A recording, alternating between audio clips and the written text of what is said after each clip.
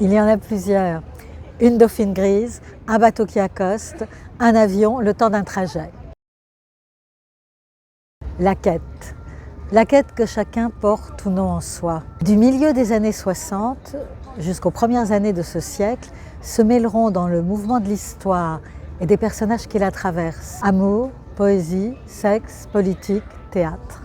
Comme dit la jeune fille de Lille, je suis venue pour me mesurer à moi-même, faire reculer mes limites ou m'y heurter, consciente qu'on ne peut les connaître que si on les éprouve et avide d'en savoir plus. Il ne faut pas s'arrêter. Se mesurer à soi-même, faire reculer ses limites, ne pas s'arrêter, voilà le moteur.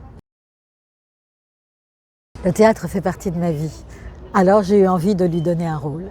Comédienne, metteur en scène, coach, j'ai navigué avec ma compagnie entre tragédie, auteurs contemporains, adaptation de textes littéraires, ateliers, stages consacrés au travail particulier que j'ai réalisé sur la structure de la langue, les mots et leur souffle, la respiration profonde d'un texte.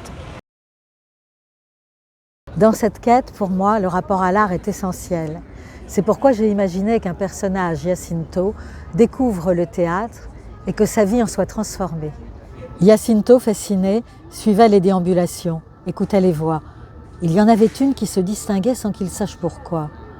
Et plus que tout, il découvrait cette cage noire, cet espace nu, modulé, habité, explosé, transformé, transfiguré par l'ombre et la lumière.